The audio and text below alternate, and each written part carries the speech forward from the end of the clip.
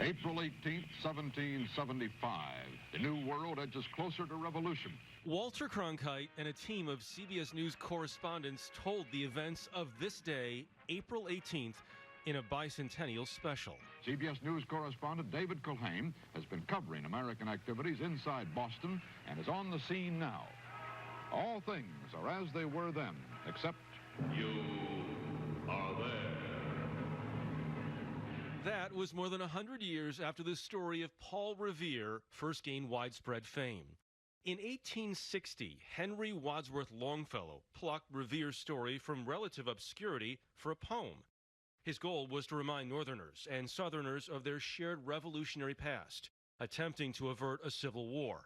At the time, it was an existential plea. Listen, my children, and you shall hear of the midnight ride of Paul Revere. But it's been repeated countless times after in slightly less serious settings. 1 if by land, 2 if by sea. 3 shirts for $1 if you bring them to me.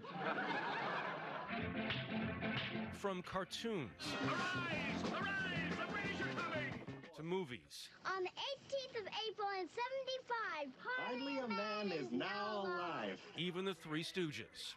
Listen, my children, and you shall hear the midnight ride of Paul Revere. Longfellow's retelling, while inspiring, was also a bit inaccurate. How do the Redcoats go, Paul? And where? There's your answer. Conquered by sea. The famous lanterns were a signal to the Patriots, not to Revere. And he was actually one of 3 riders that night. The men over there are talking to Paul Revere, the silversmith, who is also a leading figure in the American liberty movement. Revere, who joined the cause after his metal business began to suffer based on British policies, first traveled by boat that famous night, then by horse, from Charlestown, Massachusetts to Lexington, as the rebellion waited for word. CBS News correspondent Mike Wallace has arrived at the home of the Reverend Jonas Clark in Lexington, Massachusetts. Are there any new developments, Mike? Not yet, Walter. So far, the British have not arrived, but neither is any messenger.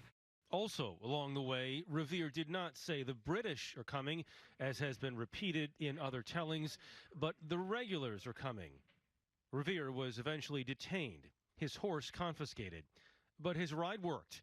The Patriots rose up, and the first shot of the revolution was fired the next day. Paul Revere, a man who wanted nothing more than to work with pewter and silver, had helped start a revolution. How cool is that? And Michelle, I have to thank our incredible producing team for unearthing that dandy from the CBS archives.